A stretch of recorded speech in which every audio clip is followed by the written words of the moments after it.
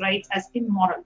The ASMT freely ordains women into sannyasa, monastic order, recognizes 11 genders, and performs special temple rituals for gay marriage as per more than the 5,000-year-old indigenous spiritual scriptures.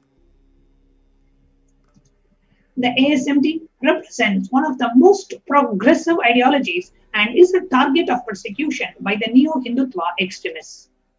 The next point. Point number 3. The ASMT tradition is ancient.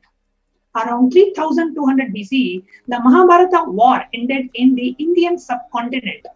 At the same time, at least 56 nations in Asia gave shelter to more than 10,000 Hindu communities and protected the rights of women. These 56 nations span from Gandhara, which is in Afghanistan, and to Kadaram, which is Kedar, in Malaysia. The town of Parshu in present-day Iran finds mention in the ancient Hindu scriptures as a Hindu city today has no Hindu men or women. The 4,000 indigenous people of Kalash, the Chitrai Valley of Pakistan, the only survivors of the ASMT tradition in the region, through separated over a distance of 10,000 kilometers, are no different from the indigenous Adi Shaivites of Kashmir, North India, or the indigenous Adi Shaivites of South India, Tamil Nadu, or the Adi Shaivites of Bali, Indonesia. Although Hinduism is alive as a culture, its political and religious legitimacy was wiped from the geography of Asia as these nations got invaded and colonized. These invasions caused a genocide where, per estimates, 80 million to 400 million people were killed through massacre, mass gang rapes, and torture. Thousands of temples, universities, and libraries were destroyed. 10,000 Hindu communities, which existed by 3200 BCE, were reduced to just 3,000. The fourth point. In Hinduism, the highest reverence is attributed to the Guru, the spiritual guide in the body, or in principle in the form of teachings as a scripture for worshipped deity. Hindu scriptures declared, indeed, the Guru is the whole universe. There is nothing higher than the Guru. Therefore, worship the Guru. In Hindu families, the mother is worshipped as the first Guru of the child. In Hinduism, all women are not merely respected as equal to men, rather worshipped as a manifestation of Devi Parashakti, the supreme primordial cosmic divinity. In Hinduism, young girls are worshipped from infancy as an incarnation of the Divine Mother, Goddess Parashakti, and considered to bring fortune and well-being.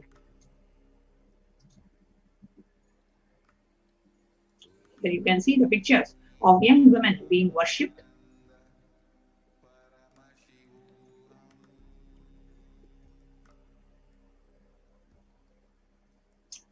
The point number 5. In ancient Hindu nations, some young girls who cognized themselves as a manifestation of the Divine Mother chose to never marry any human and dedicated themselves to the administration of Hindu temples and worship of the deity or god of the temple. There were many such monastic traditions, such as Rudra Kanyas, the daughters of the Lord Rudra, and Devadasis. Colonial views of Devadasis were highly subversive, leading to their socio-economic deprivation and exploitation. The colonial era government of India ran state-sponsored brothels through several legislations. This practice was severely criticized by the citizens of England and other European countries. British government also established institutions known as lock hospitals, where women were brought to be treated for vulnerable diseases, venereal diseases. However, many of the women admitted to these hospitals, including many Devadasis, were identified through the registry and were brought to the hospitals against their will. A number of these women were never seen again by their families. Over time, through hit literature, the Hindu nuns, the Rudrakanyas and Devadasis, were stigmatized as prostitutes during the colonial era. After independence, the state of Tamil Nadu passed legislation criminalizing the tradition.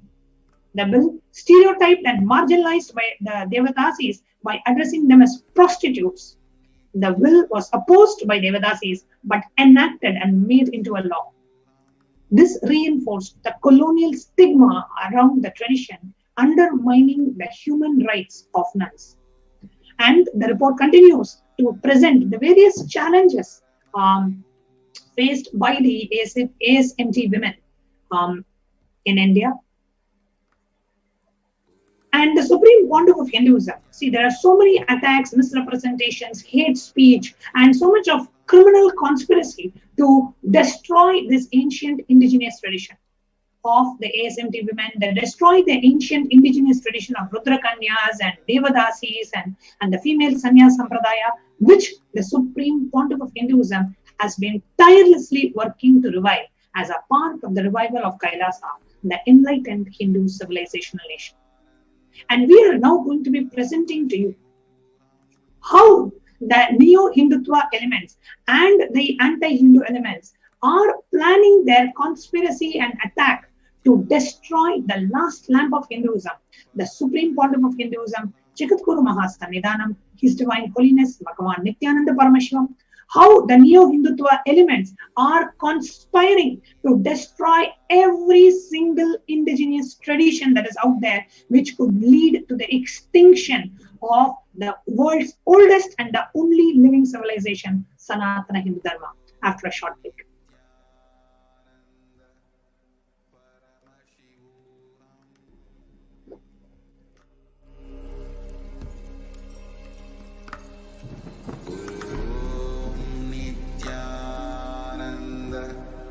Paramashivoham.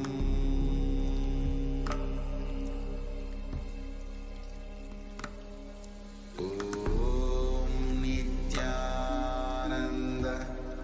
Paramashivoham. Just be alive for next 3 years. Don't die within next 3 years.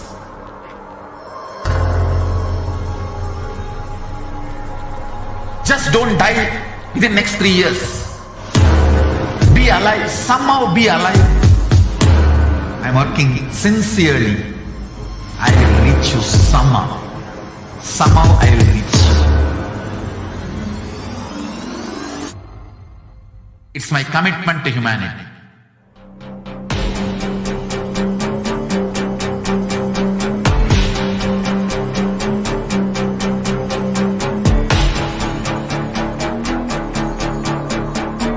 Just don't die within next 3 years. I will reach you wherever you are, whichever corner of the world you may be. I will reach you with enlightenment. You manifesting the space, state, powers, being Paramashivam. It is possible, and it is possible for you.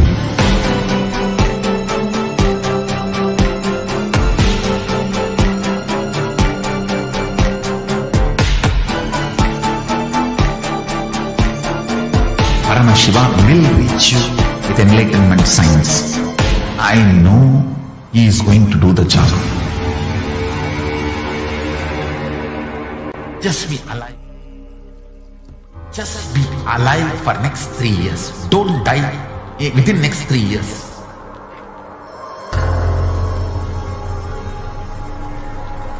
Just don't die within next 3 years. Be alive, somehow be alive. I'm working sincerely. I will reach you somehow. Somehow I will reach you. It's my commitment to humanity.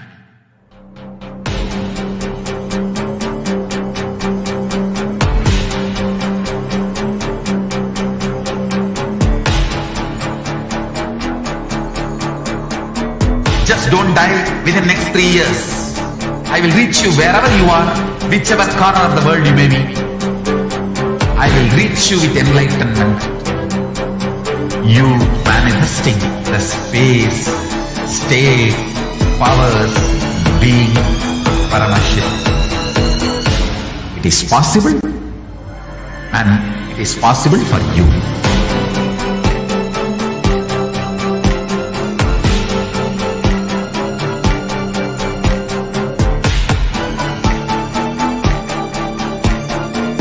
Paramashiva will reach you with enlightenment science. I know He is going to do the job. Just be alive for next 3 years. Nothing else. Nithyananda Paramashivoham.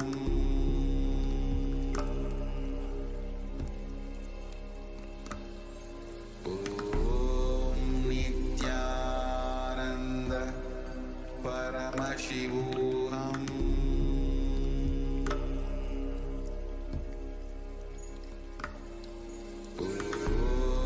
Nithyananda Paramashivoham.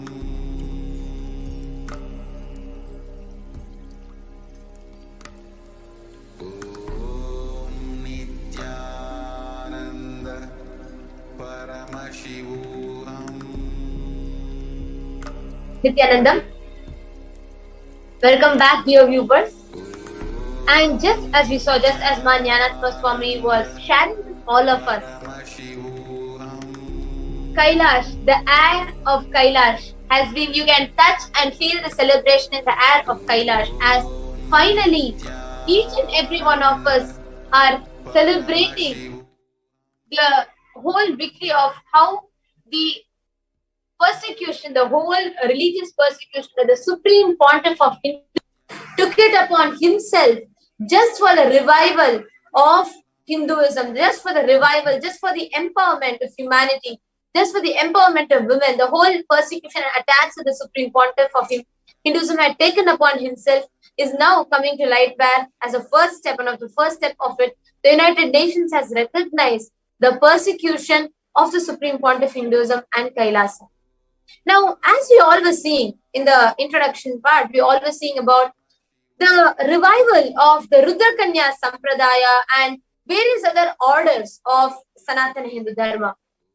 Now, the Supreme Pontiff of Hinduism, as one of the most progressive movement towards reviving the Vedic feminism, towards the Hindu feminism, had revived so many traditions, subsects.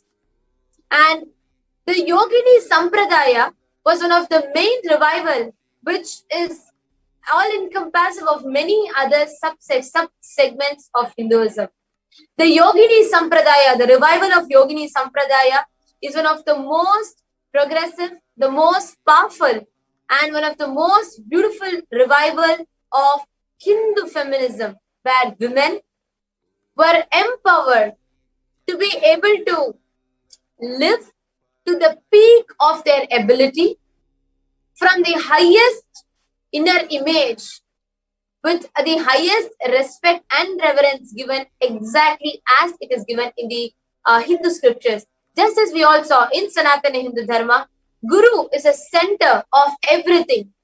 And after Guru, the reverence is given to women, where women are considered as mothers, as the embodiment of cosmic mothers.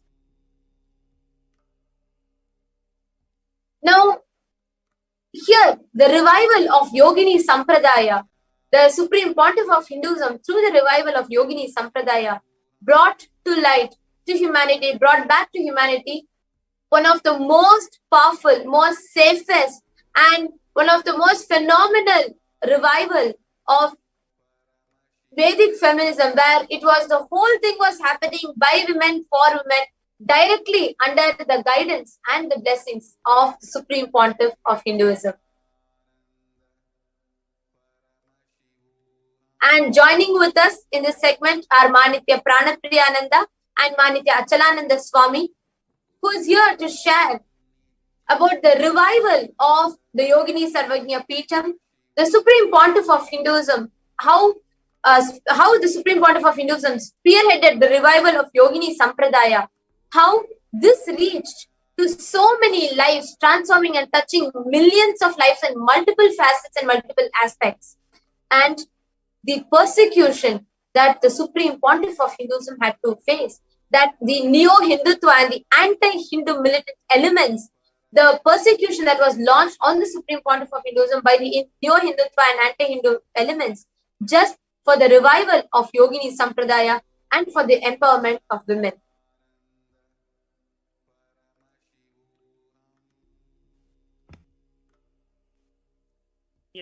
Thank you, Nithyananda. So, like all of you mentioned, it is one of the momentous events for Kailasa, where the persecution on the Supreme Pontiff of Hinduism and his community, especially the revival that the Supreme Pontiff of Hinduism has done to empower the real Hindu women, real Hindu feminism, and how that has been persecuted by the anti-Hindu elements and the neo-Hindutva groups has been brought out to the attention of brought out to the attention, and the UN has recognized it. So just to give a brief about what and how it all happened, the whole science of Yogini Sarvajnapeetam, it is revealed to Parashakti, the cosmic feminine consciousness, from Paramashiva. And from Parashakti, the whole science is transmitted to 64 yoginis. And that is how the whole Yogini Sarvajnapeetam, whole Yogini Sampradaya was started evolving in the planet Earth. So it is from Paramashiva to Parashakti, and Parashakti transmitted this whole science of true Hindu Vedic feminism to 64 yoginis. And this 64 yoginis spread this whole tradition, whole Sampradaya to others, and it was first formed in Hirapur Garbhapuri. And this Hirapur Garbhapuri is the golden cosmic eternal womb where the divine cosmic feminine consciousness evolved. And the Supreme Pontiff of Hinduism has revived this entire tradition, not in 2019 or 2018, right from his mission. He evolved this whole Shakta Sampradaya, Yogini Sampradaya, right from the initial days of his mission, from performing the Chandi Homa, giving the Bhava Samadhi darshans as Devi, and performing various rituals, reviving various rituals from Shakta Sampradaya. So, and one of the milestone was this whole happening of Yogini Sampradaya in Gujarat. And that was brutally attacked by these anti-Hindu elements. And there is a larger conspiracy involved on why they attacked this Yogini Sampradaya in Gujarat that was formed in 2019. So today's show, we're going to bring out the facts about why the Supreme Pontiff of Hinduism was persecuted and why this Yogini Sampradaya was chosen as one of the weapons for the anti-Hindu elements to portray the Supreme Pontiff of Hinduism as the enemy of the state. So before we get into the details, we're going to first share what Swamiji, the Supreme Pontiff of Hinduism, has revealed about Yogini Sampradaya and how he has revived this tradition, just for us to understand the larger picture of why he was persecuted. So let's watch a short video where the Supreme Pontiff of Hinduism is explaining the importance, the significance of this Yogini Sampradaya and how he has revived it.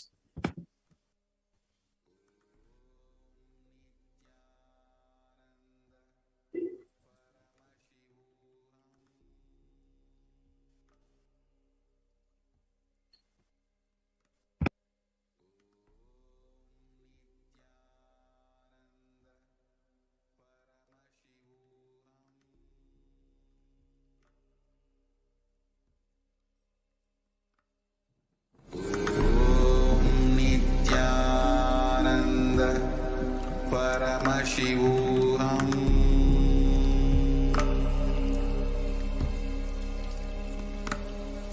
Om Nithyananda Paramashivoham.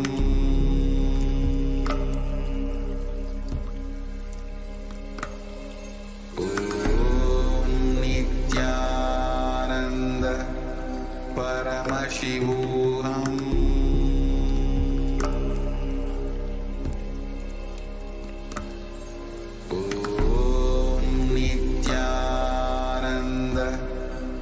Paramashivoham. Om Nithyananda Paramashivoham.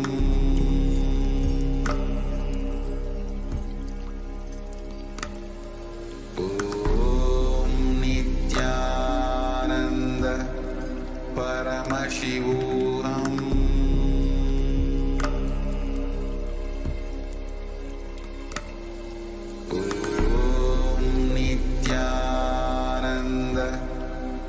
Paramashivoham. Just be alive for next 3 years. Don't die within next 3 years.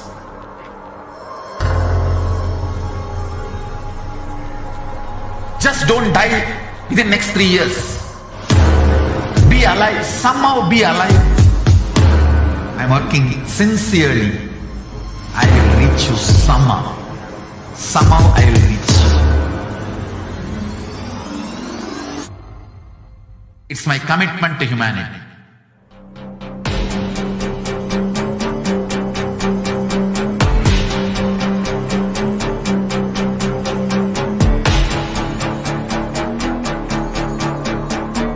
Just don't die within next 3 years. I will reach you wherever you are, whichever corner of the world you may be. I will reach you with enlightenment. You manifesting the space, state, powers, being Paramashivoham. Om Nithyananda Paramashivoham.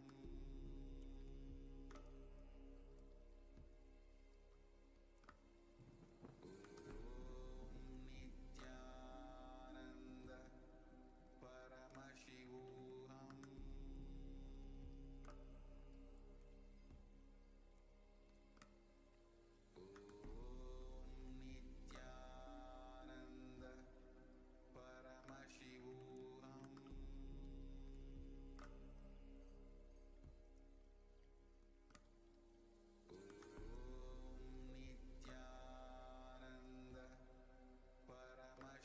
Paramashivoham.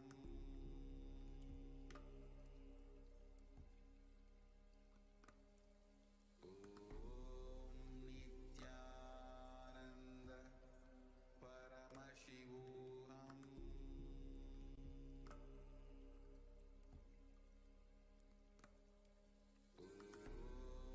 Nithyananda Paramashivoham. Nithyananda Paramashivoham.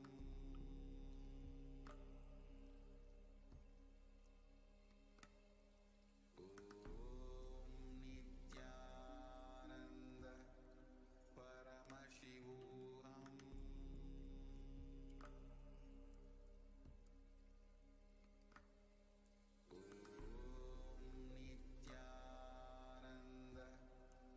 Paramashivoham. Nithyananda Paramashivoham.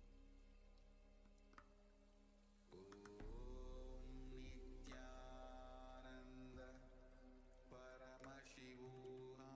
Nithyananda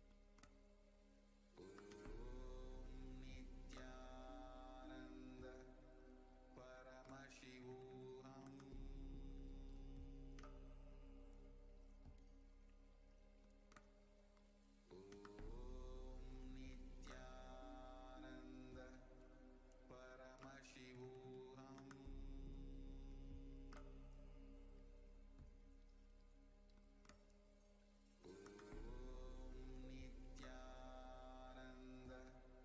Paramashivoham.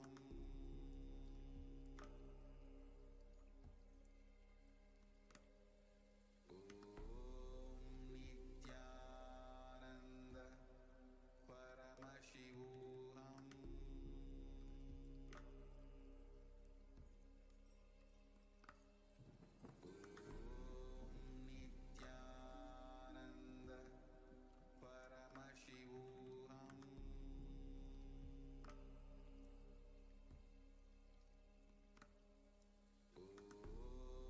Nithyananda Paramashivoham.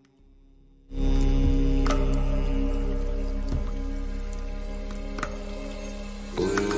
Om Nithyananda Paramashivoham.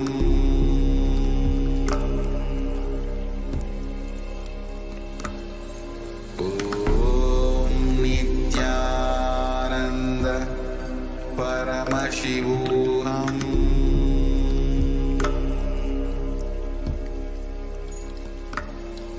Om Nithyananda Paramashivoham.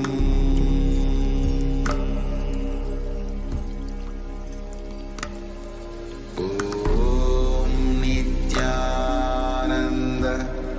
Paramashivoham.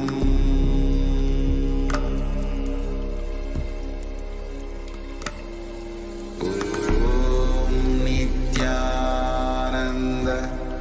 Paramashivoham.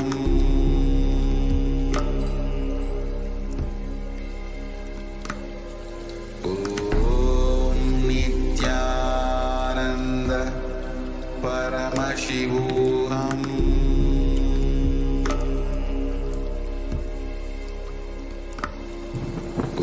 Om Nithyananda Paramashivoham.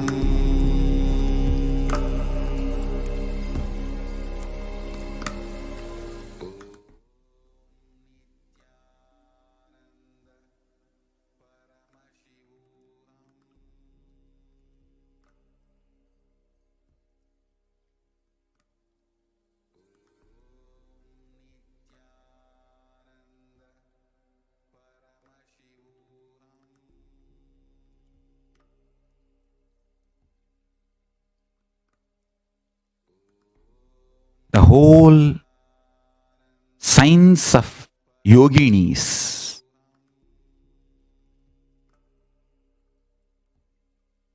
evolving yoginis and rudraganyas, swaminis, giving superconscious breakthrough, enlightenment, powers to women, that whole science, rishikas, producing rishikas, rudraganyas, yoginis, swaminis, this whole science Parashakti has revealed first to 64 yoginis.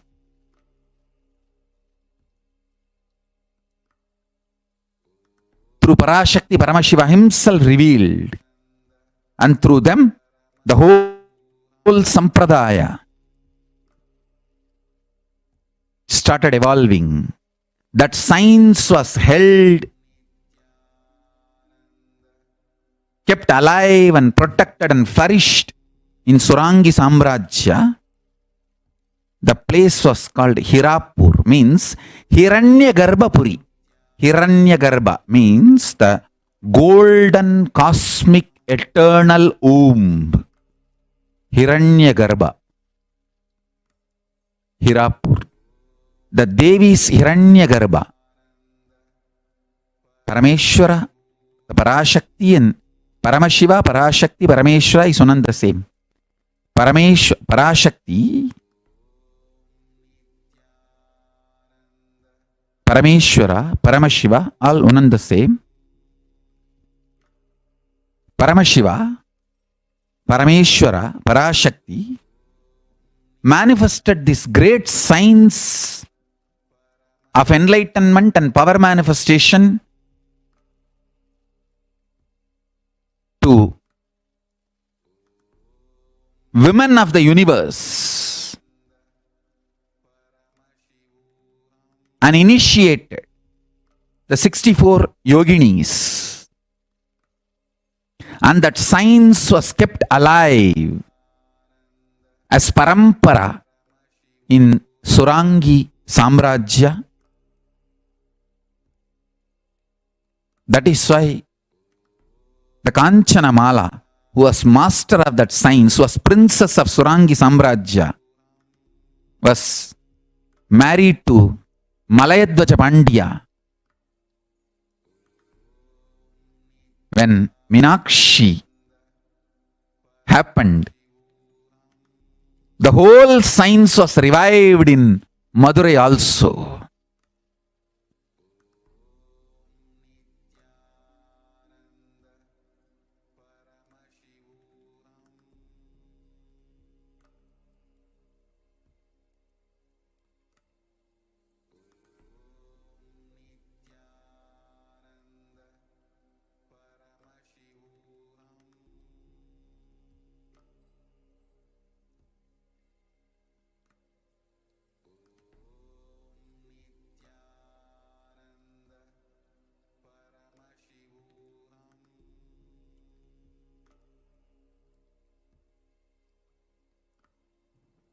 Now,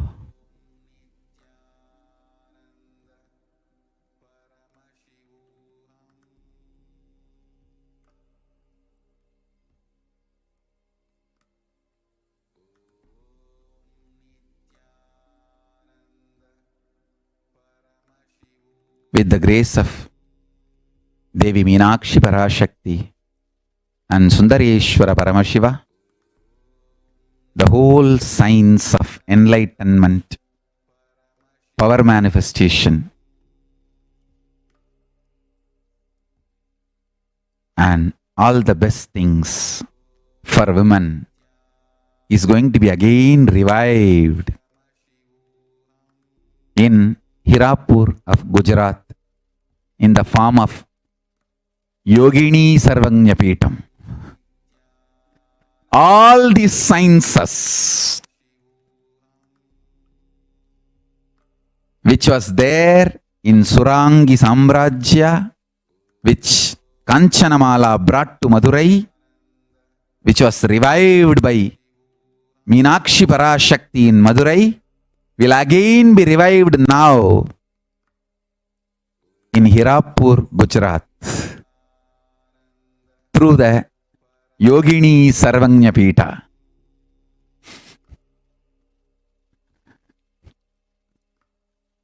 There will be beautiful, grand enlightenment ecosystem for women, exclusively for women. Understand?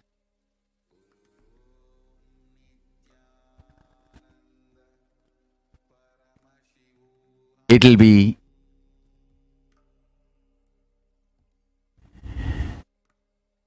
reviving the Yogini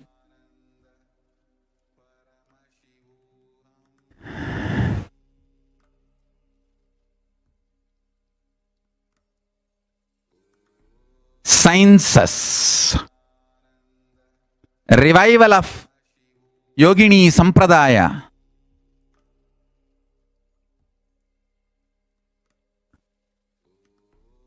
Rudraganya Sampradaya, Rishika Sampradaya, Swamini Sampradaya, Kulasundari Sampradaya, all the feminine superconscious sampradayas revealed by Paramashiva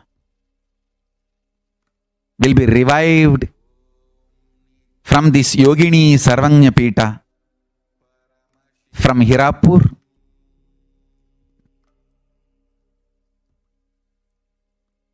Understand? This Yogini Sarvajnapeeta is going to be the greatest gift of Paramashiva through this body to the world, to the humanity. Paramashiva and Parashakti, they are one of the greatest gift to the world through this body will be this Yogini Sarvajnapeeta. Understand? This will have a unique temple, monastery, university, training center, exclusively for women, funded only by women. I'll accept donation only from women for this project. Because the temple is going to be exclusively for women. Only women can enter into the temple. There will be separate temple where men, women all can enter. This Yogini Sarvajnapeetam main temple, even what deity is going to be the center, main deity, I will not be revealing it. Only the women who enter inside can have darshan of the deity.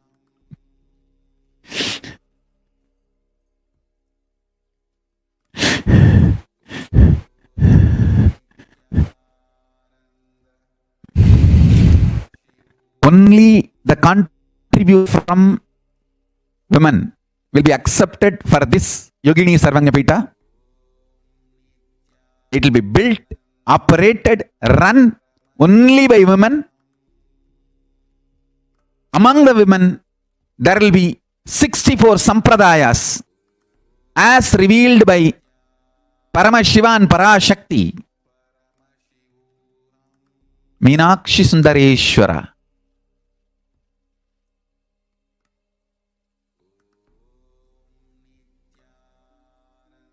The Yogini Sampradaya, Rudraganya Sampradaya, Rishika Sampradaya, Kulasundari Sampradaya, Swamini Sampradaya.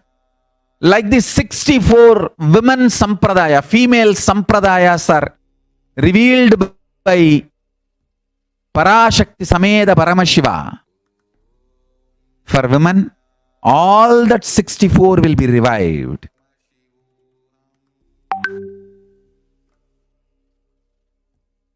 Everything given to women by Parashakti and Paramashiva will be revived in this Yogini Sarvajnapeetam.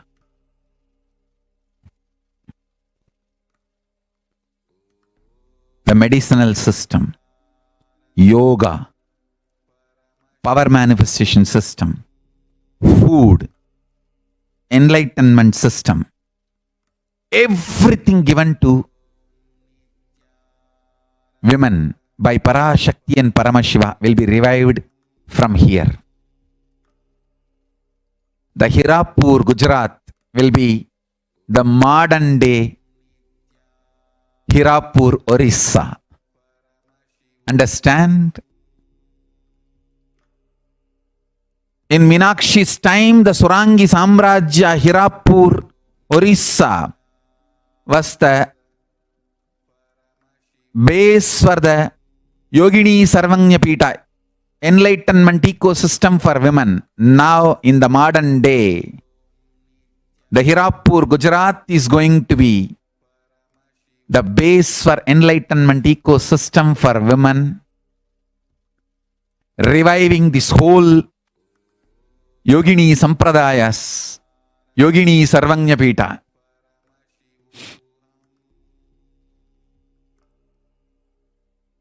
It will have 64 branches, reviving all the 64 sampradayas of yoginis. Yoga Sampradaya, Tantra Sampradaya, Shakta Sampradaya, Kulasundari Sampradaya, Bala Sampradaya, Parashodasi Sampradaya.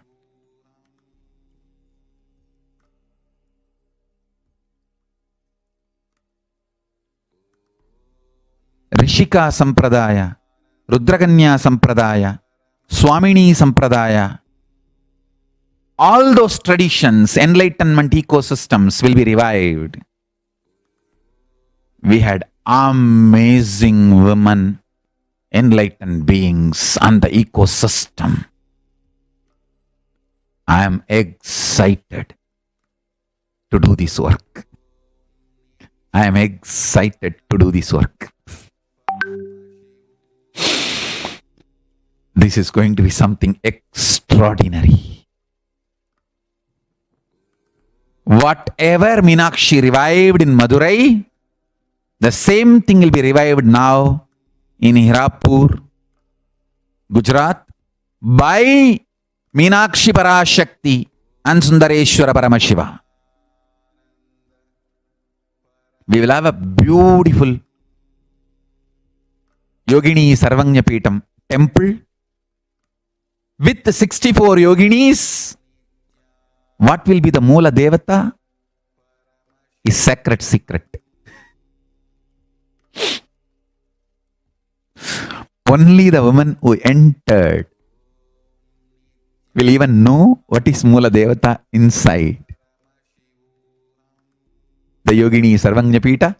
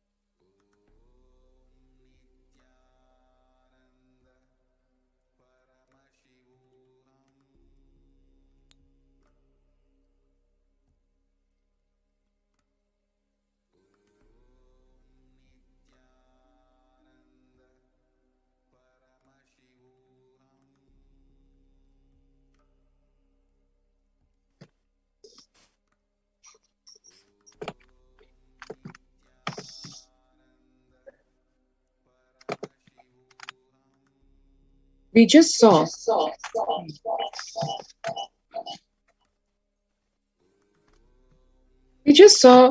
how such a grand, detailed vision of the Yogini Sarvajnapeetam, the all-women temple monastery complex, and the revival of the entire tradition, the Yogini tradition in all its glory, in all its facets, and all its dimensions, was revealed by the Supreme Pontiff of Hinduism, Jagat Guru Mahasannidhanam, His Divine Holiness, Bhagwan Nithyananda Paramashivam.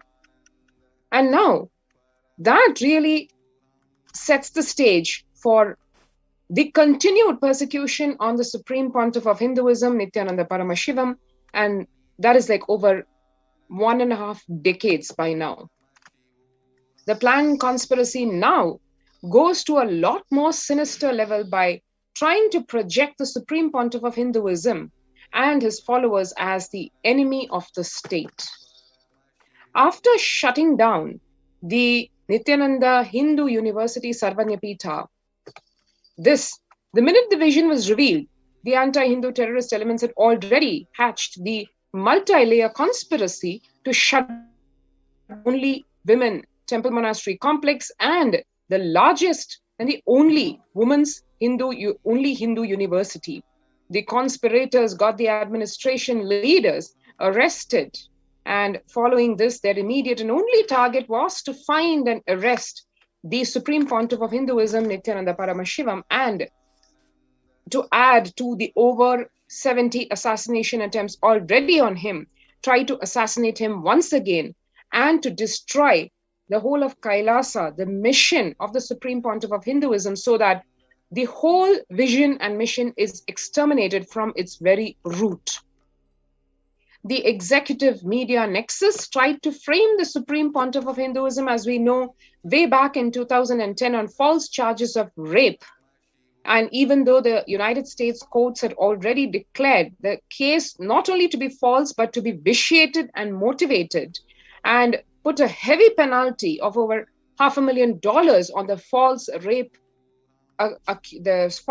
victim who was touting herself as a victim, who was actually a criminal in her own standing. And this time they tried to frame the Supreme Pontiff of Hinduism on false charges of child labor and child abuse to the already media trial false charge of rape. The vicious words, the hate propaganda, the character assassination, the yellow journalism, the hate speech towards the Supreme Pontiff of Hinduism created an environment in the country where actually the public sided, or they were motivated to side. The whole attempt was to make the public side practically capital punishment for the Supreme Pontiff of Hinduism. Just wanted to add here, Achala Swami, the similar strategy was deployed by the Mughal invaders. They used the women, who is one of the important pillars of Hindu society. They attacked the women to attack the Hindus, to attack the leaders who carried and spread and propagated Hinduism. Similarly, right from the beginning of the persecution till now, always these anti-Hindu elements and neo-Hindutva groups targeted the women of the ASMT community, who are actually holding the pillars of the whole society. They used them, and they used the women as the weapon to assassinate, to carry out the ongoing persecution against the Supreme Pontiff of Hinduism. I just wanted to add this perspective while you're explaining the larger picture of how they carried out this attack on YSJP and what is their motive, and how they perpetrated this whole idea, that the whole false idea, just to create the hate speech and further cause more complications, more and more persecution attempts on SPH by terming him as the enemy of the state.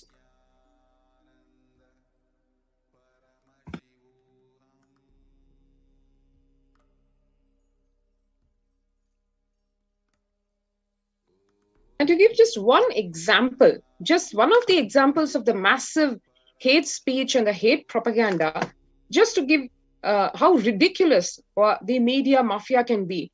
The fake news is published that the Supreme Pontiff of Hinduism has created an island nation, and when the truth is, Kailasa is a digital borderless nation, is a spiritual space for living the teachings of authentic Hinduism, This fake news was further exacerbated. There were trolls run and further negative propaganda published to say hashtag of #traitor Nithyananda and a report of lies. The Hindu Holocaust being the biggest in world history. That is an unsaid truth. We all know. Further, #traitor Nithyananda and the TV channels, the anti-Hindu TV channels, practically running by the minute, further lie after lie, where it says that the Supreme Pontiff of Hinduism has published a report of lies. Neither has the Supreme Pontiff of Hinduism published any report, nor is it a bunch of lies. It is a United Nations which has recognized today, as we know, momentously, Hindu persecution, the bigger narrative of the Hindu persecution, and the Supreme Pontiff of Hinduism, who is today the leader of all the 2 billion Hindus and the reigning emperor of the 19 ancient spiritual kingdoms, which he is reviving in all their original glory. That has been recognized by the United Nations today, as well as for this effort, historical effort to revive Hinduism, the Supreme Pontiff of Hinduism and Kailasa are being persecuted. That is the truth. And all this fake news, calling him an enemy, a traitor, an enemy of the state, all geared towards the singular target of trying to frame him in more and more serious cases, false cases, in just some attempts so that they can yet again illegally arrest him and try to assassinate him once again. Actually, what does this really convey? This report, this picture that we are seeing today, it really conveys the ulterior motive of Indian media. Are we saying that we cannot bring out the Hindu persecution and all the atrocities that Hindus have faced over centuries? All of this is a fact. And why this fact of Hindu persecution cannot be brought to the international platform? The whole motive of any press, the fundamental right of any press, is to bring out the truth, the freedom of expression, the freedom of speech. What is wrong? What is so wrong in bringing out the persecution that the Hindus are facing in the country and the Hindus have faced over centuries to the international platform? It is a right of freedom of speech, but that has been twisted to tell that it is a report of lies. So Hindus are denied the basic freedom of speech, freedom of expression, that they have been persecuted in this place. Their basic rights are violated. And further, tainting the Supreme Pontiff of Hinduism, who has revived 19 Hindu Samrajyas today. Amongst this unprecedented level of brutal persecution, he has done so much of revival of for Hinduism, and he has been tainted as the enemy of the state. It is simply to shiver Hindus. It is simply an attempt to make the Hindus shiver, to even voice out their opinion. Anybody who comes out and then says that, yes, we have been persecuted, we do not have basic rights, our religious freedom is affected here. Nobody can come out and say this, because once you have the very thought to express the persecution that you're facing, you will be tainted as the enemy of the state.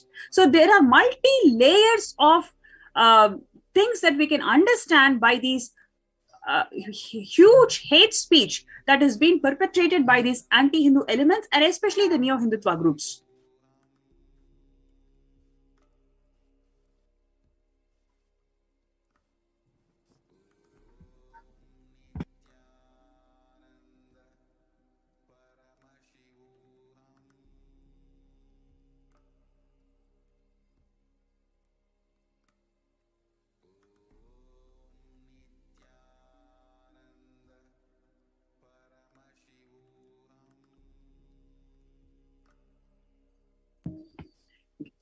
So now let us get into the details of how these anti-Hindu elements, especially the neo-Hindutva terrorist, was deployed as an implant in Kailasa in Gujarat.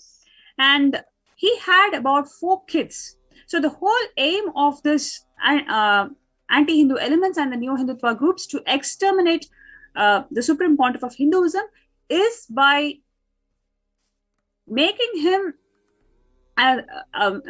spreading the false lies as he's the enemy of the state, and putting him in different levels of lawfare. So the lawfare includes some of the things that are completely non-bailable offenses. So this is the strategy that they've been deployed since 2010. So now, like rape, sexual assault, etc. So in the same lines, they found one more strategy of putting him in kidnapping charges and child labor charges, which is once again a non-bailable offense. So this can be propagated in a bigger way and finally name him as the enemy of the state and execute their one more attempt of assassination on the Supreme Pontiff of Hinduism. So what they did was basically this anti-Hindu, neo-Hindutva implant had 4 kids who studied in the Nithyananda Gurukul, and he has a history of financial embezzlement and he has history of wrong parenting, etc. So what he did was he filed a fake complaint. It's not even a complaint. He gave an inquiry that his kids are being kidnapped, while actually in the reality his kids were there in the Nithyananda Gurukul that was established in the Yogini Sarvajnapeetam. The kids in front of the police, they gave statements, especially one of his daughters gave a statement very clearly that she wants to be part of YSJP and she doesn't want to go with her parents. She was not kidnapped. She is staying here on her free will. Despite giving these statements repeatedly, this perspective, this truth was not brought out. The world does not know, the media and the police did not want to share this truth to the world, and they just used this fake complaint as a medium to put the Supreme Pontiff of Hinduism into lawfare and finally term him as the enemy of the state.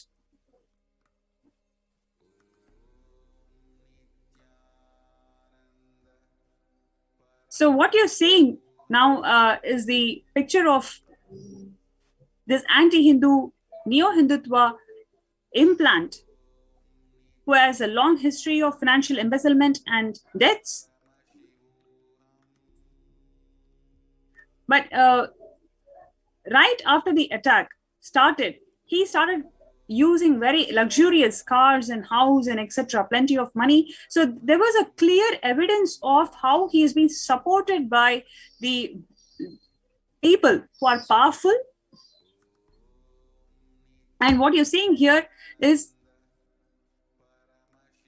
the video testimonials of the daughters who clearly express that they are living here out of free will and they do not want to go back to the parents, and they want to continue serving the society as female Hindu monks. They want to empower the society through the principles that are shared in Vedas and Agamas and revived by Swamiji. This is what they want to do. And they are here out of free will. But they do not want to go back and live with his parents. So this has been multiple times. It's been expressed over social media, press conference, and so forth. But even then, the truth was never accepted. The truth was never listened to. They framed false charges and they used this as an attempt to term the Supreme Pontiff of Hinduism as the enemy of the state.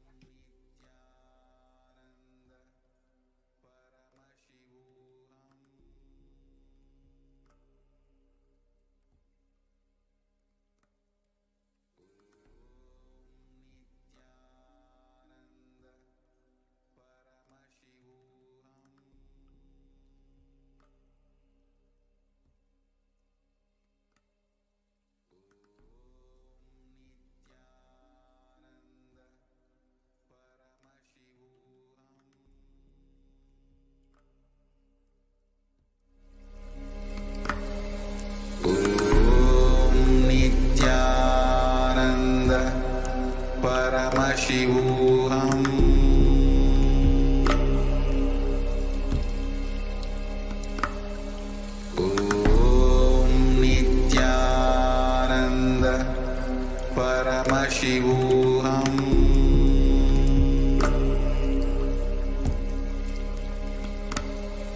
Om Nithyananda Paramashivoham.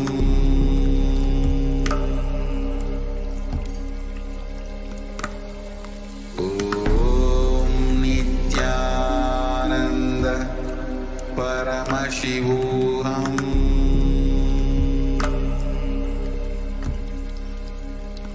One can see here the unfolding of the sinister conspiracy already hatched by yet one more implant of the anti-Hindu elements, this time in the form of a parent of the kids of Nithyananda Gurukul, having admitted his kids into the Nithyananda Gurukul, then putting these false charges of wanting to take his students, his kids home and being denied so, which was evidently not true. In fact, multiple evidences in the form of documents, video evidences, pictures, everything has been presented in the appropriate forums as we speak.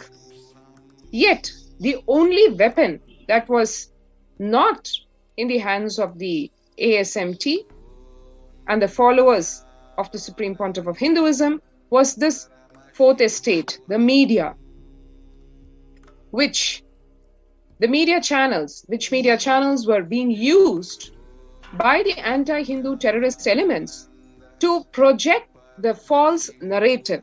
That alone was enough, because the only window that was available for the public at large and for various sections of the democracy itself, all the other three pillars of the democracy, was just this one fourth estate called the media. The media mafia completely spreading disinformation and misinformation and continuously spreading these rumors and lies about the Yogini Sarvajnapeetam, effectively defaming the Gurukul, the Nithyananda Hindu University, the administrators, the children, leaving nothing at all. Continuous lies, hate speech, hate propaganda being spread, and these visuals being shown where it's projected as if the institutions are involved in anti-nation or illegal or immoral, whatever activities. This laid the foundation for the immense lawfare that was going to follow right on its heels. Continuously, these visuals shown were as if the children of the Nithyananda Gurukul were not safe, or the women of the Nithyananda Hindu University and the Yogini Sarvajnapeetam not safe. It's really ironic, because the singular reason why so many women disciples, nuns, children, students, balasans, all of us exist here for years and decades at the various de facto spiritual embassies of Kailasa in India is the one singular reason that of protection and safety and true empowerment given by the Supreme Pontiff of Hinduism, Nithyananda Paramashivam, especially to women. I'd like to share here one very personal experience that I have had as a female sannyasi of the Sovereign Order of Kailasa, being initiated directly by the Supreme Pontiff of Hinduism, the Nijavatara, Bhagwan Nithyananda Paramashivam himself. When I moved in here to Adi Kailasa, from being a part-time volunteer of the Kailasa's various activities to a residential volunteer, and then move on to become a sannyasi of the Sovereign Order of Kailasa, one night It was past midnight. It was pretty late in the night. And I was alone washing clothes on the stone slab, which is right outside the living quarters of female sannyasis. And the Supreme Pontiff of Hinduism, along with his few disciples, was on his security rounds. He himself used to ensure the security of everyone in the Adinam, be it women, men, children, everyone. And he was passing by, he just glanced at me and he asked a question, just was almost spontaneously saying, "Are you not scared to be alone at this time in the night?" And I was actually taken aback because even the thought had not crossed my mind. It is not that I have lived in some utopian world. I come from a city, a metropolitan city in India. And it's not that I have ventured outside in the late hours of the night. So when he asked the question, I was myself taken aback because I was like, I spontaneously replied, "No, Swamiji, I feel so safe over here. I never even thought about, the thought even never crossed my mind about the safety and security in our ashram, in our adinam." And he just smiled and walked away. After that, it left me thinking, oh my God, that is such a huge thing. That's such a huge freedom and liberation for me, because in spite of being exposed to everything in the world, in the sense of having lived in India, having lived in the United States, and seen all kinds of people, having experienced a work life, student life, everything, it is not unknown to me about how a single woman gets treated or runs the risk of being treated anywhere, in any country, in any city, at any age. It's not that I have not experienced those kind of abuses done to women very casually on the street or in the bus or even at school or in the workplace. I have myself been a victim of those. It was just so humbling for me. I was so full of gratitude to the Supreme Pontiff of Hinduism yet again, for amongst the so many things that he has showered on all of us, especially the women disciples, this atmosphere of absolute security and safety, I was just so touched that he's given this all to us so casually, and unfortunately we just take it so much for granted.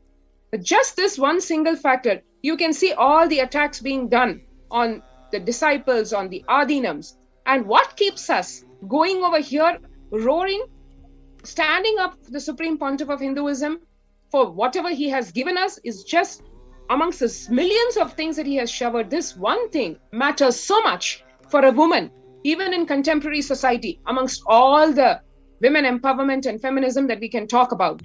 Yeah, I think it's a very important perspective that you've brought out, Achla Swami, because what we have experienced in Yogini Sarvajnapeetam was something so brutal in the middle of the night, 1 o'clock, where you cannot even imagine that 50-60 policemen without any written warrant or written permission to check. What is the need for you to enter into a female and children campus when what is happening that too in the middle of the night, for you to do an inquiry? Enquiry was what? Okay, are you given food in the ashram? Is this such an important, life-threatening situation that you have to come without a written warrant in the middle of the night to ask these kids? Like literally all of us was so shocked that people and society can be so brutal, because we were only contributing based on Swamiji's teachings and all the sciences that he has revealed. We were only sharing those sciences to the world and to the people out there, and we were only spreading goodness.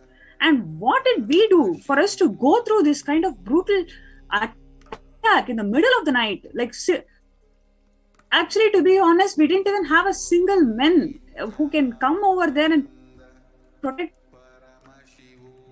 us and say, just back off. We couldn't be campus. So it was something which we did not expect. And to be honest, the children who went through this trauma, where they had to face the police and all these officials, literally they were shaken from the bed. They were literally, woken up from the bed and asked to come and be part of the interrogation in the middle of the night at 1 a.m. in the middle of the night. And that traumatic events, it really has an impact even till today. We have kids who went through those traumatic events. They cannot use the restroom alone. They have been tortured. They have gone through a lot, and we still do not know what did we even do to get this in return, because we did was we were only serving. We were only spreading the truths of Hinduism. We were only reviving the true Sanatana Hindu Dharma that Swamiji was so passionate, and he was continuously doing it for decades. We only took this opportunity to spread the same science in Gujarat. And why people have to be so cruel? We could not even believe what was happening to us. And to be honest, we did not even expect this amount of hate speech can even prevail when all you're doing is only good to people. So it was a very important perspective that you brought out, because in the Adinam, we have never experienced that space. Day and night, the work used to happen. Day and night, we used to enrich people. We used to feel so secure in the campus. Like, we used to feel so empowered that women can do everything. And women can expand her potential and dimensions and can only contribute and enrich to the society. These are the things which Swamiji has directly imparted to us, and we have only experienced that empowerment in the campus.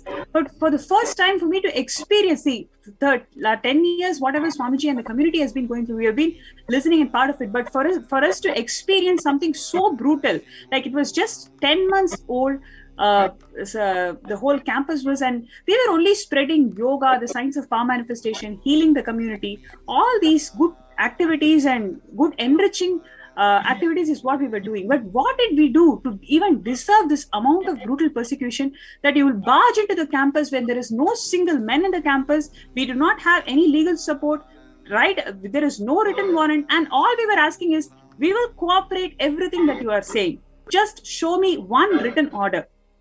The police and the CW officials, they could not produce a single written order for them to conduct inquiry at the middle of the night in 1 o'clock.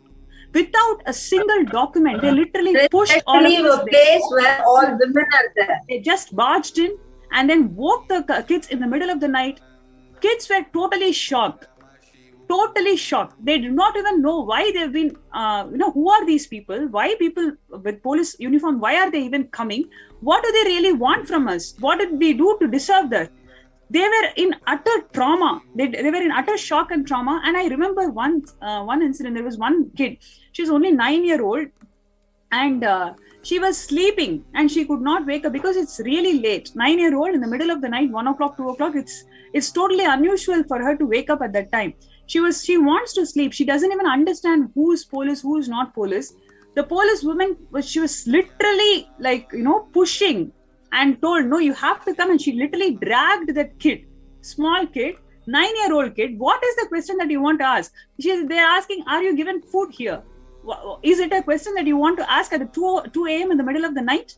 And then once they are telling, they're taking care very well. And then the next, what they do is they show pornographic material to the kids.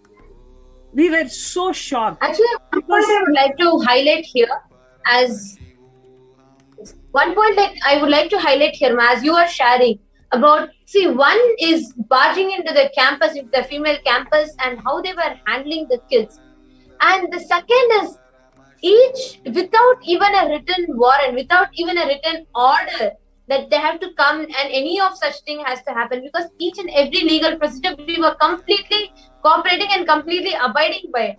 But just barging into the campus and the way the kids were handled, there are so many videos out there where the kids are terrorized and crying. We can see where the 8-year-old child, the 9-year-old child is crying, saying she didn't know what was happening. She didn't know what kind of content was showed. Especially in the Nithyananda Gurukul, where the kids are brought up in such an innocent ambience, where they're not having any kind of exposure to any kind of violence, there is absolutely no kind of sexual perversions. They're brought up in a pure, innocent ambience. But these kids were force-fed non-veg. They were shown abusive pornographic material. And most important of all of us, the Adi Shaivite minority tradition, all of us revere and worship the Supreme Pontiff of Hinduism, not just as the Guru, as our father and mother. And the worst thing that can happen is that we were shown, the children were shown in the name of interrogation, the children were shown pornographic and morphed material, abusive content, the derogatory content directly on the supreme pontiff of Hinduism. So many kids remember not being able to sleep days after, feeling traumatized with the content that they were force fed. And each of them have gone through extreme pain. What they have gone through, what has happened. A child welfare committee is expected to ensure the children are safe, not that they'll come and torment the children in the middle of the night. It is against their own guidelines. It is against the protocols that they are expected to follow. They cannot come and wake up the kids in the middle of the night and force feed non-veg to the kids and show obscene pornographic material to the kids. Kids less than the age of 5 were forcefully shown, traumatized, terrorized, but just because they have received the initiation from Swami, just because they have experienced the powerfulness, completion, and that bliss living with Swamiji, having Swamiji as their own father and mother. Each of them were able to stand there and tell, even despite of the brainwashing that the CWC, the Child Welfare Committee members tried doing, they were able to stand there and they were able to see. You all can see here, the picture that all of you are seeing right now is the raid that the police did without any kind of order from the court. I request the previous slide to be projected.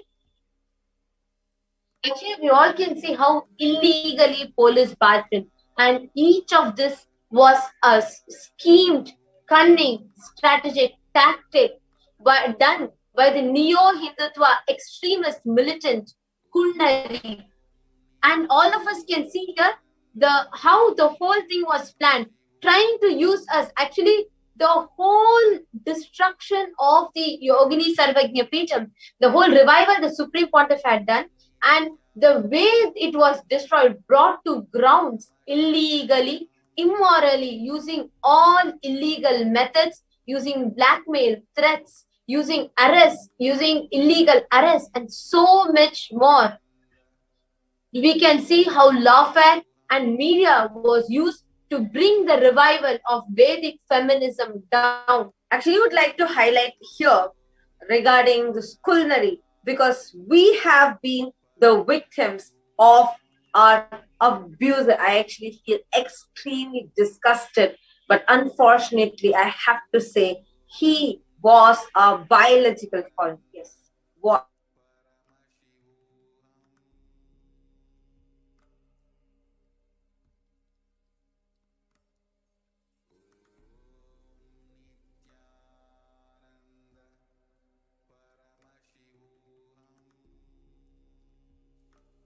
Sorry for the technical glitch. Would like to highlight and say, as he was our biological abuser father, he is an abuser who has traumatized us, who, because he cannot handle any women, any place, women being empowered, he cannot handle that. That is why when he saw here, he came here along with the Child Welfare Committee and tormented the children. Children at the age less than 5-year-old kids. The minor girls were taken in the middle of the night forcefully by these militant extremists. This culinary is spearheaded by the culinary. They were all taken into a room and tormented at the middle of the night. Actually, this is just one step in the whole plan that was laid out strategically, how this whole revival of Vedic feminism was stopped. To each and every viewer that is watching this, there are so many strategies, so many cunning strategies sinister conspiracies and plans that were laid out to bring this grand revival of Hindu feminism to grounds. We also saw various aspects, and we are now seeing how the children were directly attacked, how the children of the Yogini Sarvajnapeetam, who are directly initiated, who are being groomed and brought up in the Nithyananda Gurukul, were attacked in the name of interrogation by the CWC committee. And the mastermind behind that is a sinister conspirator, the neo-Hindutva, anti-Hindu militant extremist, Kulnari. And we all can actually see here now how each of these children, what was the cause? What did the women, the young children, the monks and the nuns living there, what did we have to face? What did we have to go through? Struggling for justice. They were all made homeless overnight. What each of you are going to listen to is the cry of every girl child that was put through the torture of having to watch pornographic content, of each and every girl child that was put through the torture and threats of having to be arrested if they are not going to be putting false allegations against the Supreme Pontiff of Hinduism. Each of you can see the sad faces of those minor children that felt so extreme pain, that pressure, and unable to handle the pressure that the Child Welfare Committee were trying to force on them. All of you can see their faces. We're even going to be playing to all of you their testimonials and showing to you how that pain and torture and pressure that they went through. Understand what you're seeing right now, what you're listening to right now is exactly what has been happening to us for centuries now. Starting from how the Brahmin babies were taken and tied in the tail of the horses of the Mughals and dragged on the roads. How the girl children were treated, how they were raped brutally. Now, as a hologram of this entire persecution of Hinduism, it is happening on the Supreme Pontiff of Hinduism and Kailasa. Understand today what you are seeing. Each of these children were groomed very carefully by giving the most organic, sattvic food. Not just we don't eat eggs or any kind of meat, we don't even touch garlic or onion. When such pure food has been monitored and groomed and very carefully we have been consuming, the children, such young children were force-fed non-veg just so that their woe of this brahmacharya, woe of this, the commitment that they have taken for living this lifestyle of sannyas can be broken. This was a sinister conspiracy which was done, executed by the Child Welfare Committee. Understand, Child Welfare Committee, all the people that are watching this live right now, you please answer, according to you, in your nationality, in your place, what is a Child Welfare Committee supposed to be doing? Of course, it is supposed to be ensuring the welfare of the children, as the name itself says. But unfortunately, these sinister anti-Hindu extremist terrorists who come in the guard of Child Welfare Committee, they come and they torment the children by force-feeding non-veg, by waking them up in the middle of the night. Kids were beaten up by the Child Welfare Committee and woken up. Children, there were so many children were threatened to tell, and actually they were asking, you tell that you have committed suicide, tell you have attempted suicide. Children of 5-year-old, they're like, what are you talking? This is not what my Guru Swamiji has taught me even. They're begging, telling, this is middle of the night, I'm not even understanding what you're talking. Please leave us, leave us. This, what has been happening, what is happening. Actually, now each and every one of us can hear the cry of these young women, the young children who had to went through the whole torture in the pretext of interrogation. What was happening? What did each and every girl child go through? Let us directly listen to the cry of these young children as they were seeking for help, as they were wanting to express what they went through in the pretext of interrogation by the Child Welfare Committee.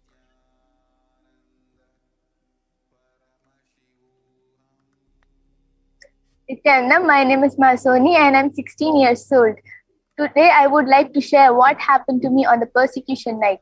So in the middle of the night, few strangers came inside the female campus and me, nor my friends, none of us were understanding why they are here, what was happening.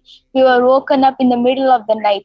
All of us were thinking, who are these strangers inside our room? And not even female, but male were also present there inside the female campus. Few of my fellow Balasans were woken up brutally, violently. They took us in the room and did not even let our mentors come inside the room. I was alone inside the room with strange people. I was very terrified and full of fears. When I told this to my parents, they were shaken out of fear. Thanks to Swamiji that he held them and gave them the strength to leave me here and let me be with Swamiji. Thank you, Nithyananda.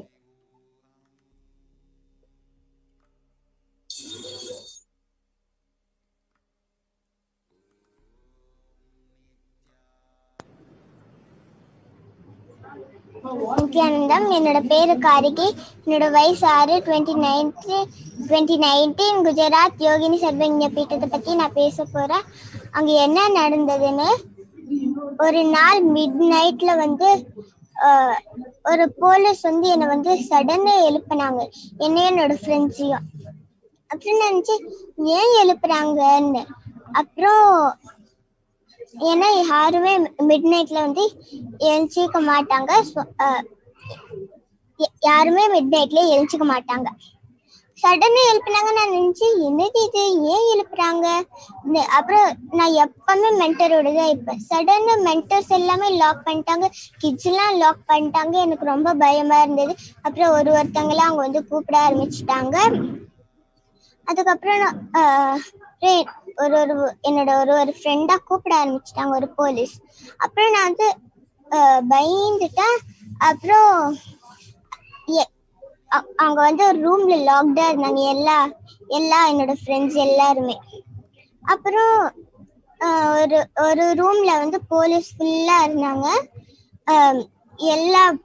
என்னோட எல்லா ஃப்ரெண்ட்ஸுமே அங்க உள்ள போன பிறகு நான் நினைச்சேன் அவங்க திருப்பி நாங்க எங்க இருக்கோமோ அங்க வருவாங்கன்னு.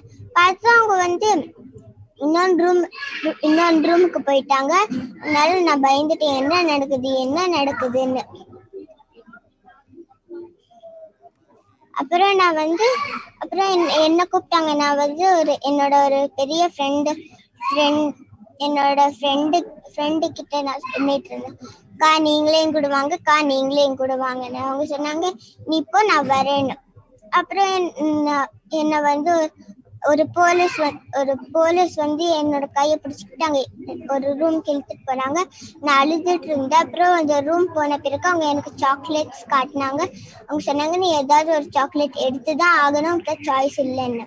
நான் சொன்னேன், என்னோட ஸ்பிரிச்சுவல் மாஸ்டர் சொல்லியிருக்காரு ஒயிட் சுகர் எனக்கு நல்லது இல்லைன்னு. அவங்க சொன்னாங்க, உன்னோட ஸ்பிரிச்சுவல் மாஸ்டர் யாரு உனக்கு டெசிஷன்ஸ் எடுக்கிறதுக்கு? நான் சொன்னா, அவர் என்னோட ஸ்பிரிச்சுவல் மாஸ்டர், அதனால அவர் எனக்கு டெசிஷன்ஸ் எடுக்கல. அவங்க திருப்பி கேட்டாங்க, அவர் யார் உனக்கு? உன்னோட அம்மாவாலதான் உனக்கு டெசிஷன்ஸ் எடுக்க முடியும்னு. நான் சொன்னேன், எப்படி என்னோட அம்மா சேம் திங் சொல்லுவாங்க. அப்புறம் அந்த போலீஸஸ் எல்லாம் சொன்னாங்க, உன்னோட அம்மா யார் உனக்கு டெசிஷன்ஸ் எடுக்க? எங்களால தான் உனக்கு டெசிஷன்ஸ் எடுக்க முடியும். அப்புறம் நான் சொன்னேன், நீங்க யார் எனக்கு டெசிஷன்ஸ் எடுக்க? உங்களால எனக்கு டெசிஷன்ஸ் எடுக்க முடியாது, உங்ககிட்ட ரைட்ஸ் இல்லை எனக்கு டெசிஷன்ஸ் எடுக்கிறதுக்கு. நான் சொன்னேன், என்னோட குருவும் என்னோட அம்மாவால மட்டுமே எனக்கு டெசிஷன்ஸ் எடுக்க முடியும், வேற யாராலையும் எனக்கு டெசிஷன்ஸ் எடுக்க ரைட்ஸ் இல்லை. அப்புறம் அவங்க என்னை விட்டுட்டாங்க. திருப்பி அவங்க என்ன கூப்பிட்டாங்க அதே ரூமுக்கு. அந்த ரூம்ல நிறைய பேர் இருந்தாங்க. நான் வந்து என்னோட ஃப்ரெண்டோட போகும்போது எத்தனை போலீஸ் இருந்தாங்க, அத்தனை போலீஸ்லயும் என்னையும் ஒரு சின்ன குழந்தையும் கூப்பிட்டாங்க. நாங்க 2 பேர் போகும்போதே நாங்க 2 பேர் ரொம்ப பயந்துட்டோம். நாங்க அங்க போகும்போது அங்க ஒரு வீடியோ காட்டினாங்க. நித்யானந்திதாக்கும் சுவாமிஜியும் க்ளோத்ஸ் இல்லாம இருந்தாங்க. சுவாமிஜி வந்து நித்யானந்திதாக்காவோட பேக் மேல மெரிச்சிட்டு இருந்தாரு. அப்புறம் ஈவா வந்து அழுக ஆரம்பிச்சுட்டா. அவ அழுக ஆரம்பிச்சுட்டா. நான் சொன்னேன், ஈவா என்னோட ஃப்ரெண்ட் வந்து அழுக ஆரம்பிச்சுட்டா. நான் சொன்னேன், அவளோட பேர் வந்து ஈவா. அதனால நான் ஈவா கிட்ட சொன்னேன், ஈவா அழுகிறத நிறுத்து, சுவாமிஜியோட பேர் தான் கெட்டுதா போகும்னு. அப்புறம் அவ வந்து அழுகிறத நிறுத்திட்டு அப்புறம் ஒரு பிக்சர் காட்டினாங்க. இதுல வந்து சுவாமிஜி நித்யானந்திதாக்கா தத்துவப்பிரியாக்கா வந்து க்ளோத்ஸ் இல்லாம இருந்தாங்க. சுவாமிஜியோட முதுகு மேல நித்யானந்திதாக்காவும் தத்துவப்பிரியாக்காவும் மெரிச்சிட்டு இருந்தாங்க. அப்புறம் நாங்க 2 பேரும் ஆல்மோஸ்ட் அழுகிற மாதிரி இருந்தோம். அப்புறம் அவங்க வந்து எங்க 2 பேரை விட்டுட்டாங்க. இத கேட்டு நான் நினைக்கிறேன், நீங்க வந்து சுவாமிஜி எங்க திருப்பி எடுத்துட்டு வர ஹெல்ப் பண்ணுவீங்கன்னு. Nithyanandam.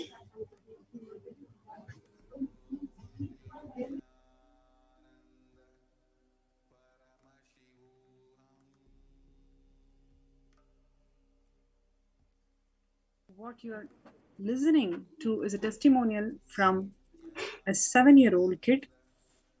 Last year, she was just 6-year-old.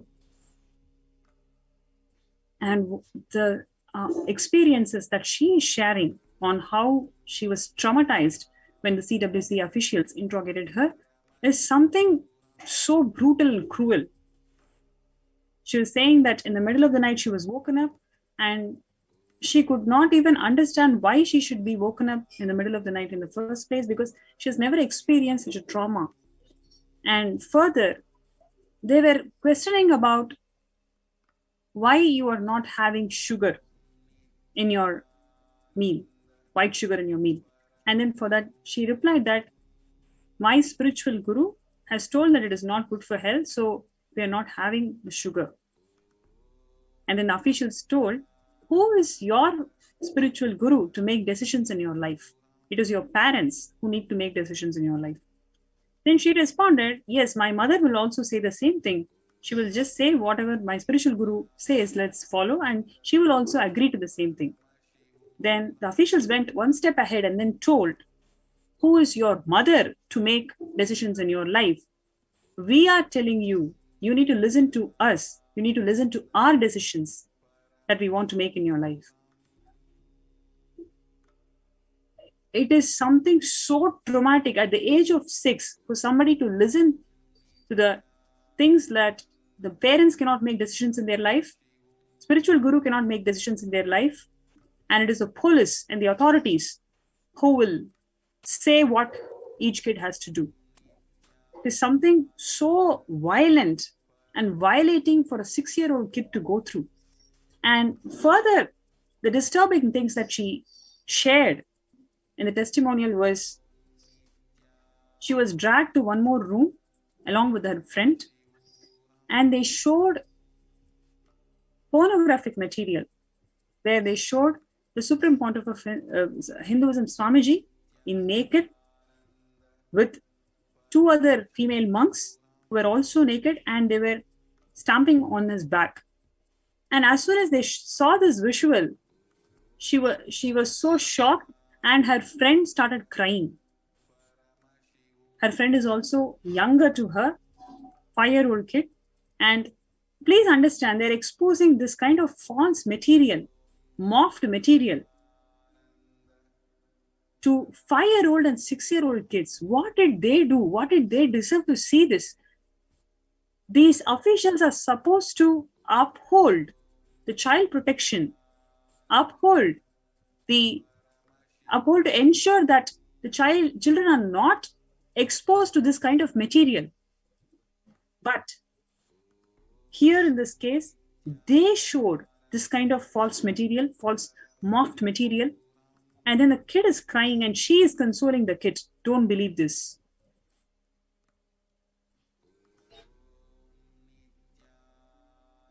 this is something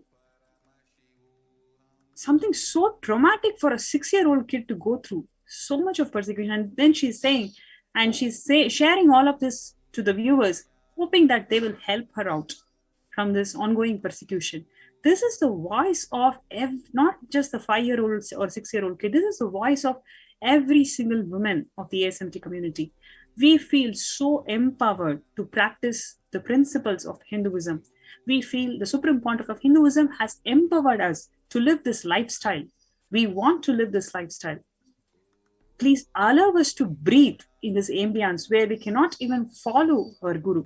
We cannot even follow the religion that we want to follow. We cannot even have the fundamental rights to express what we want to express.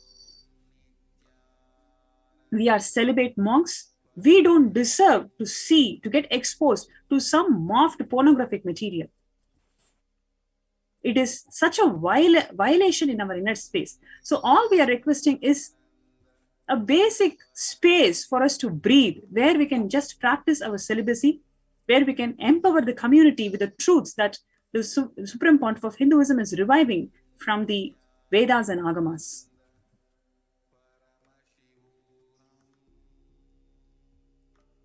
I request the interview operator to play the further testimonials. It is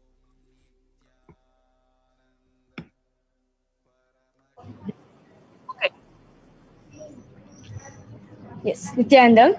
I am Maniti Virjananda. I am 16 years old and I'm a Balasan of the Nithyananda Gurukul. So I want to share all of you the most traumatized year which I went through is the year 2019, where all of us in Gujarat were towards the end of the year. Suddenly in the middle of the night, lots of policemen barged into our female campuses, even though it's female campus, and strictly said that without any permission, none of the male boys could not enter the campus. But even violating our rules, the policemen just barged into our campus and directly went to our rooms where we were staying. And we were sleeping at the point of time. It was kind of midtime and all of us were deep into sleep. And they woke us up, and one of the kid next to me, she was so scared, and this is the first time she was seeing a lot of policemen and everything. The two were carrying big guns.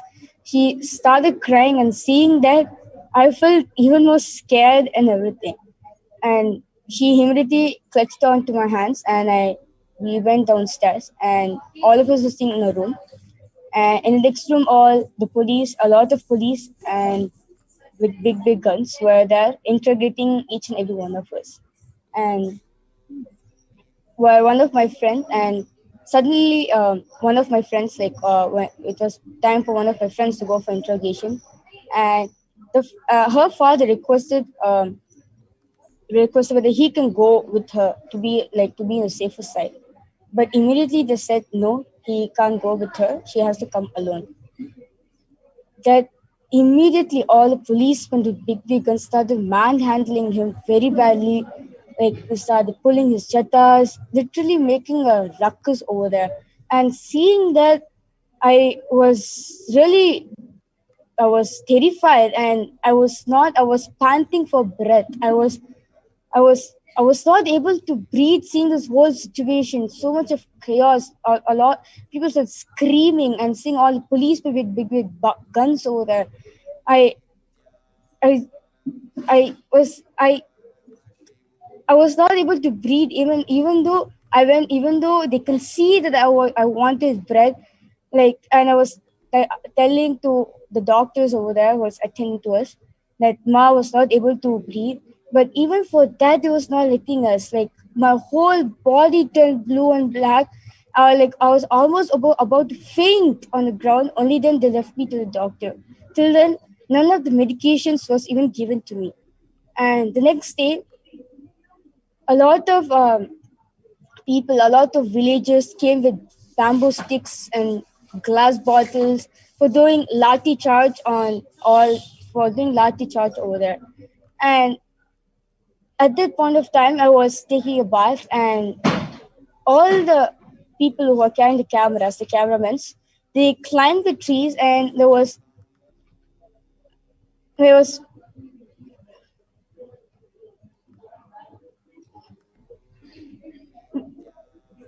they were filming me over there. I was taking a bath, I was having a shower, and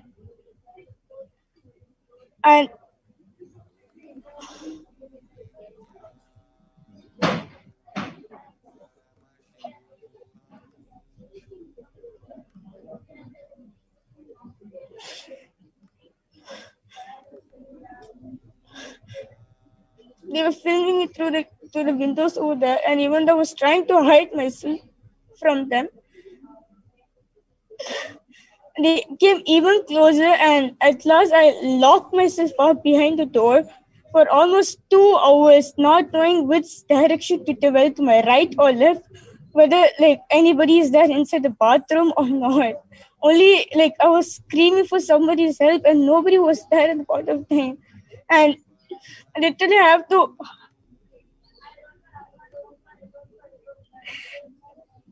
I had to hide myself from all of them for nearly 2 hours, just waiting over there, not knowing which direction to turn, whether to my right or left. And even one of my mentors came and assured me, saying that no one is there, we are safe, only that I came in from the bathroom. Otherwise, I was there for 2 hours, locked up, didn't know which direction even to turn, whether to go front or back or anything.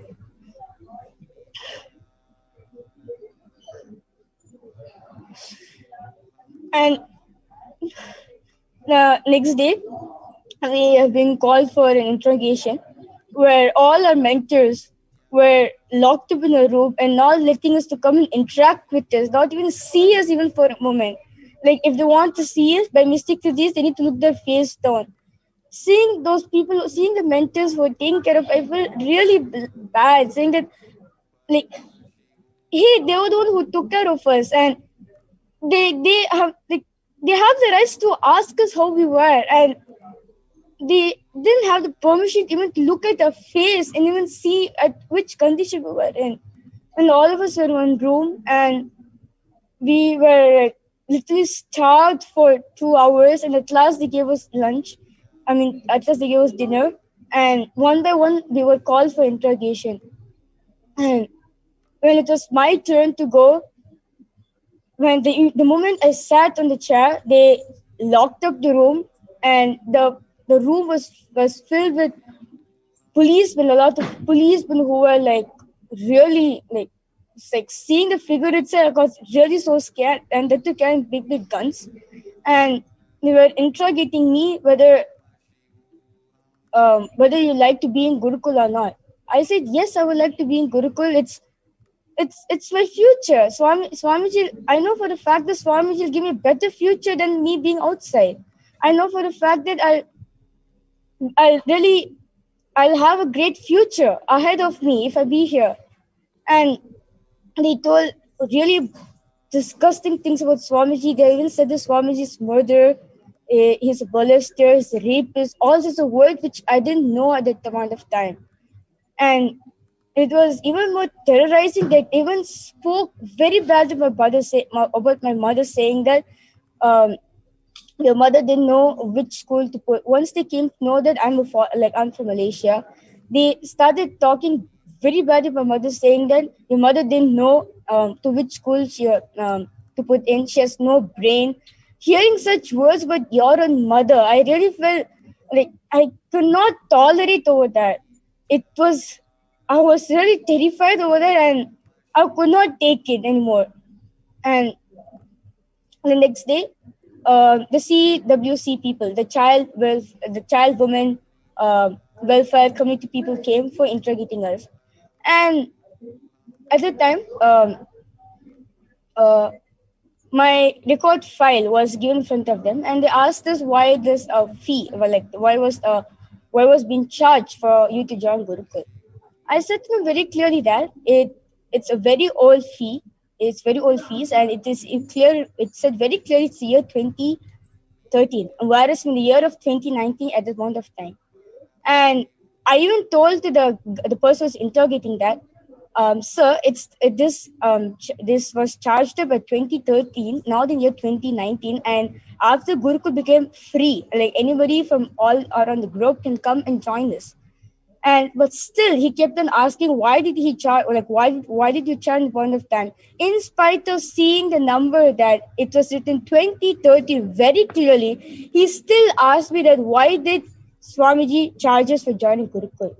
I could not understand what was going on over there. I was saying very clearly and sitting very clearly on the form, it's the year 2013. And why is he keep in the end of 2019? And a lot of things have changes have been occurred in the Gurukul. And I don't know why he's still on to this, like it's the year 2013 and everything. I said to him very clearly, sir, it's the year 2013 and we are in the year 2019 and now Gurukul is free. I don't know why he's still asking me this question again and again, even though you can see in the form that it's clearly written 2013.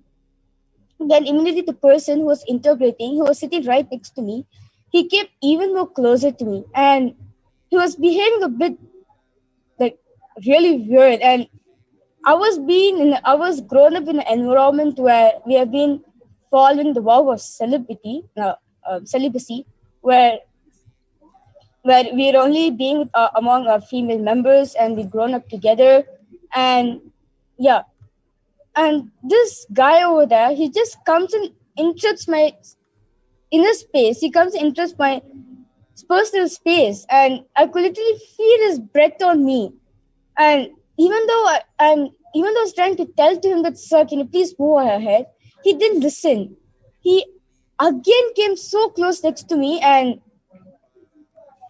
he really came and interrupted my privacy space, I'm telling you.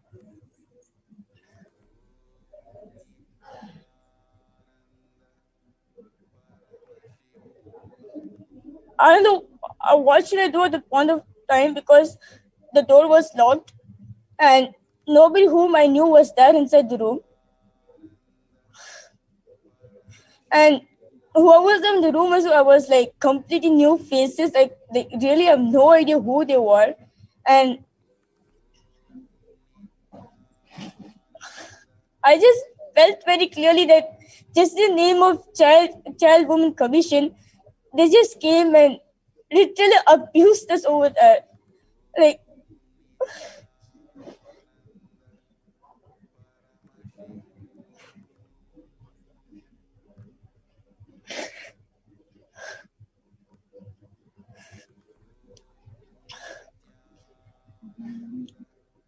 the room was locked, and even though I kept on telling him that, sir, can you please move away, like you're interrupting my privacy space, he still did not listen. He came even more closer to me, and I could literally feel his breath on me. I really felt so disgusting. I feel weird at the point of time. I don't know what to do at the point of time. And all the men over there was literally laughing at me. And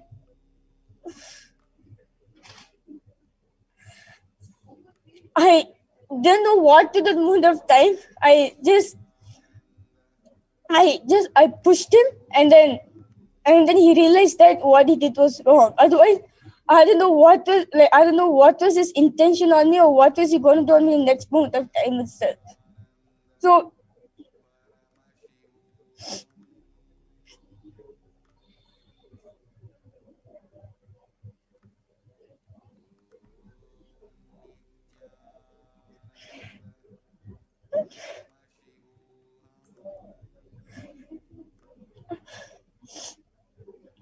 I really have a question to those of you who are watching this video, like out there, like the people who are not being tortured so much, like me, like who has not been tortured so much, and people are given listening to him, whereas me, who has been really tortured so much, very young age, that too under the age of 18, and that too a minor, female, and plus a foreigner. Why am we being attacked so much like this? And even though we're trying to express ourselves so much, why is no one is ready to give the listening to us?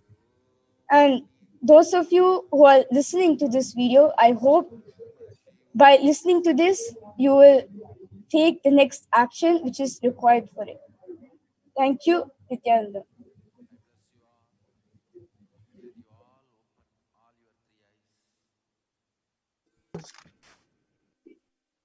this, what you heard, is just one or two or a few of the very concerning voices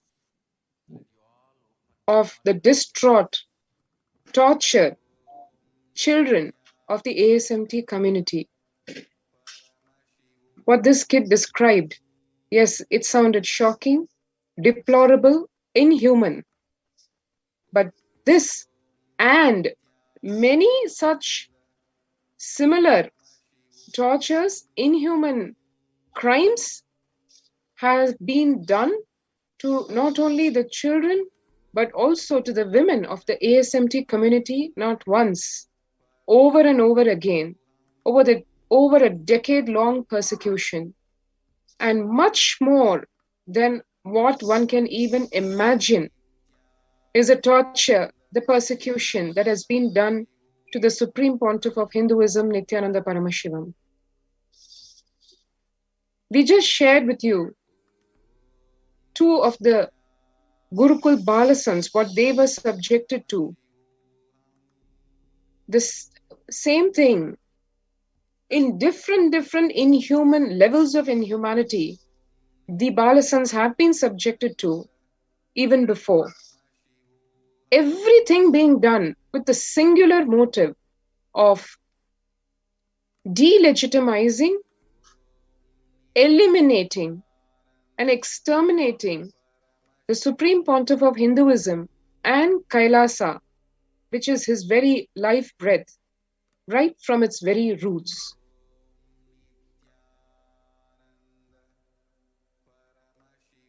And as the kids shared, all of us also have the same prayer in our hearts. Can somebody do something to stop this juggernaut, to stop the persecution of the Supreme Pontiff of Hinduism and Kailasa, to end this Hindu Holocaust that seems to be intensifying, more so because of the ignorance of the Hindus, who, because of various reasons, be it the media false narratives, the disinformation, or just plain apathy, just being a bystander to even something as grave as this genocide of Hindus, the ethnocide, the sheer destruction of Hinduism from its very roots.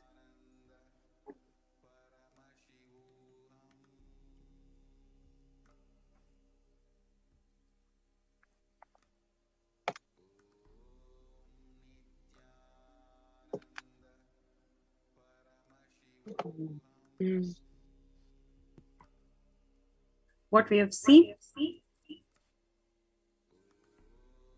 is something which is totally unheard of, where the authorities who are supposed to protect the child rights, they have gone over the board and actually denying the child rights. They are the one who is abusing the child rights. This is something which you would not have heard before, but that is the true experience of the female monks and the children of the ASMT community. We feel so safe in the ambience of our ecosystems, our Kailasa ecosystems. We want to practice our religion. We want to express the freedom of speech. We want to serve the society through yoga, meditation, and healing practices. We only want to serve the society. We do not want to be abused anymore just because we are following the Supreme Pontiff of Hinduism, just because we are following Hinduism itself. So with this, we like to conclude today's show. And in the next coming segment, we are going to talk about more such facts that shook us from the core, that what are we doing really wrong? Why we have to be persecuted so much? So with this, we thank all the viewers for paying your attention, for listening to our suffering, our pain of being persecuted. Thank you so much for joining us in the show today. We'd like to connect with you guys in the next segment with more facts and how this persecution is all aimed at exterminating the Supreme Pontiff of Hinduism, who is the last hope for the humanity to revive the Sanatana Hindu Dharma to its original glory. With this, we would like to conclude the session with the Purna Mantra. Om Purnamada Purnamidam Purnat Purnamudachyate Purnasya Purnamadaya Purnamevavasishyate Om Shanti Shanti Shanti Hari Om Tat Sat Sarvam Bhagavat Shri Nithyananda Paramashiva Padukarpanamastu. Om Nithyanandam. Thank you so much for joining the show today. Nithyanandam.